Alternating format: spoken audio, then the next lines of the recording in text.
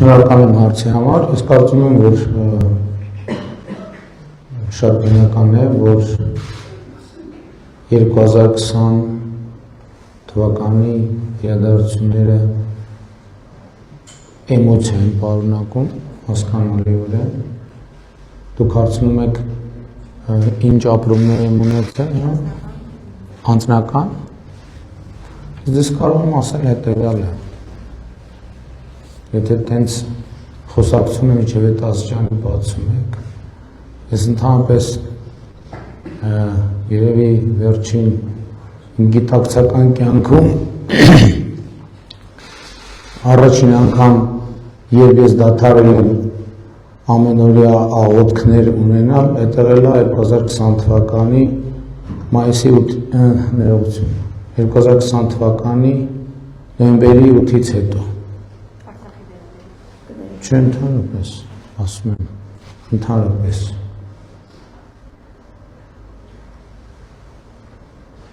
Հետո դրանից հետո երկարատև ծոմ եմ պահել, ասենք օրինակ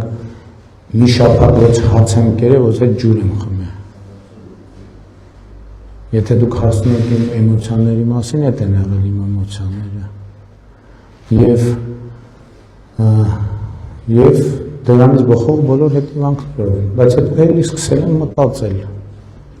ինչա տեղի ունեցել եւ ինչու։ Եվ հասկացել եմ, որ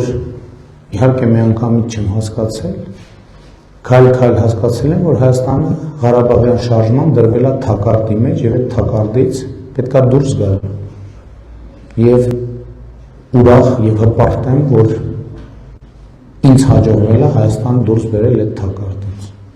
Այդ ամբողջը։ Եվ էմոցիան կապված է ուրիշ բանի հետ, որ ես տեսնում եմ, որ այսօր կոնկրետ մարդիկ լրտեսական գործունեության տրամաբանության մեջ Հայաստանը ուզում են հետ տանել կոնֆլիկտի թակարդի մեջ։ Այս ամբողջ պատմությունը։ Մնացածն էլ էմոցիոնալ։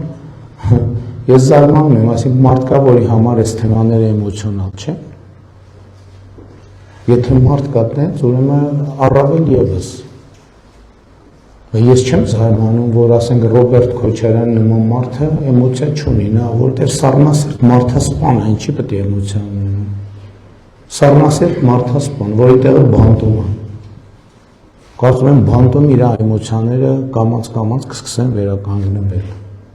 Կամ Ծառուկյան Գագիկ ինչի պետք է էմոցիա ունենա։ Քյամփինջը ոնց կարա էմոցիա ունենա։ Կամ կալուգացի օլիգարխ ինչի պետք է էմոցիա ունենա, արհեստական ինտելեկտը էմոցիա ունի։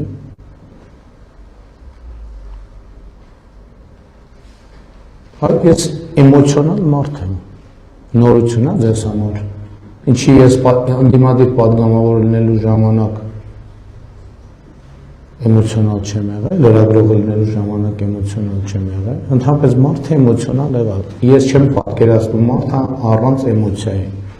առանց էմոցիայի մարդը կամ տախտակա կամ քյարփինջ է։ Եվ ցավոք սրտի մենք քաղաքական դաշտում տեսնում ենք այդպիսի բութ գործիքներ, որոնք օգտագործվում են տարբեր ուժերի կողմից։ Հա, քանի որ հարցը կապեցիք հայաստանյան առաքելական եկեղեցու հետ, ամենաբանը զվարճալի գիտեք որն է, որ հայաստանյան եկեղեցու առաքելական սուրբ եկեղեցու